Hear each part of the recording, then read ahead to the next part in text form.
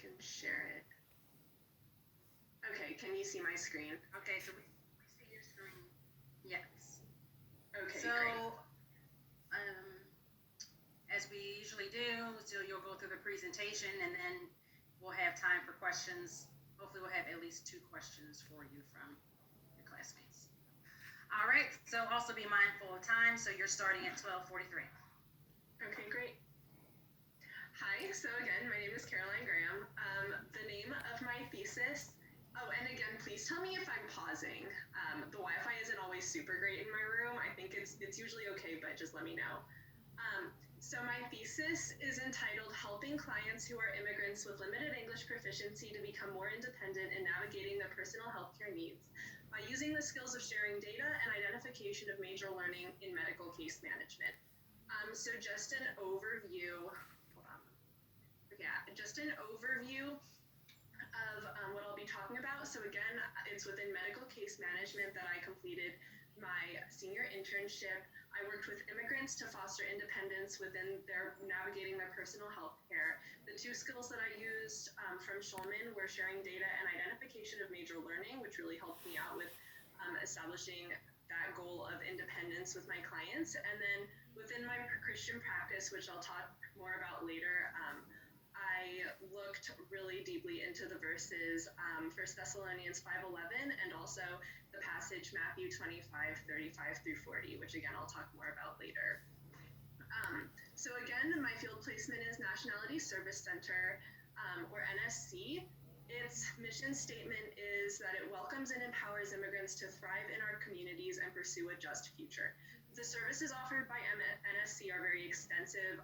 They range from legal assistance, we have a whole team of lawyers, to medical case management, which I work in. We have ESL classes, employment advancement, community integration, wellness activities such as yoga, acupuncture, massages, and then survivor services for individuals who survived torture in various countries.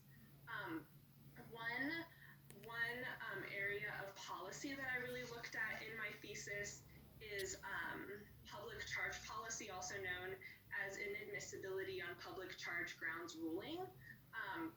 This really affected a lot of our clients because it stated that immigrants can only receive welfare services for 12 months within a 36-month period in order to apply for lawful permanent residence or citizenship.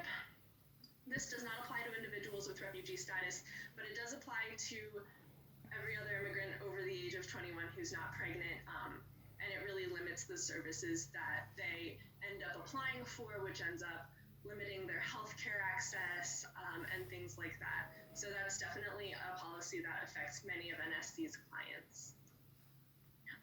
So again, the program that I worked in within NSC is called INSPIRE. It stands for Innovative Support Program for Immigrant and Refugee Empowerment.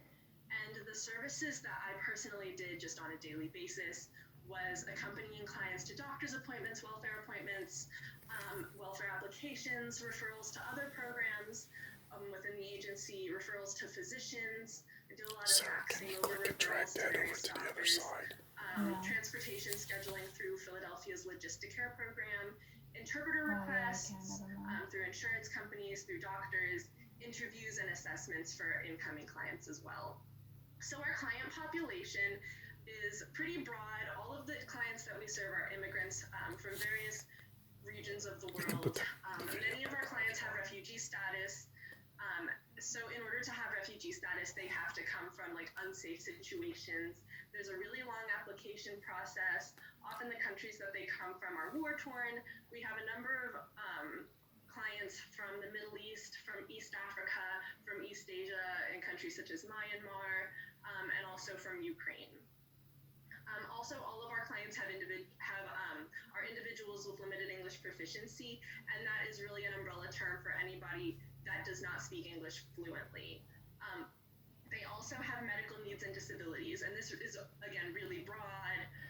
Can be anything from orthopedic issues for which they need multiple doctor's appointments and so on, to autism spectrum disorder or even PTSD and things like that.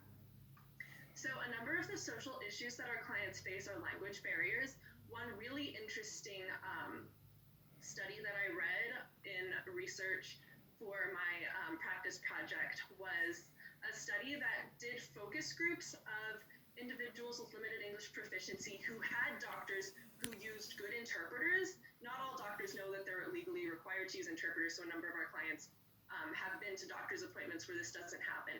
But in this particular study, the individuals in focus groups all had doctors who used interpreters, and even they had trouble navigating their personal health care tasks because a lot of things, such as reading medicine bottles as soon as they get home from their doctor's appointment, are things that they have to take care of by themselves, apart from their doctor, apart from their interpreter, come at a huge challenge to them. Remembering doctor's orders when they're no longer with their doctor, once they go home. Another thing that deeply affects our clients is racism.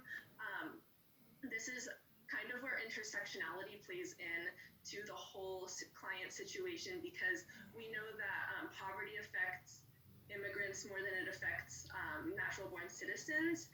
However, immigrants of color, particularly Black immigrants, are especially affected by poverty. And then also looking at the immigration system, obtaining refugee status is a huge challenge, a huge social issue faced by NSC's clients. Obtaining documents, God forbid a client loses their documents, getting those documents back again, such as green cards, things like that, is a huge monetary burden, a really long process. And then also applying for asylee status for clients who are already in the US. All of these are social issues that deeply intersect with each other and impact our clients.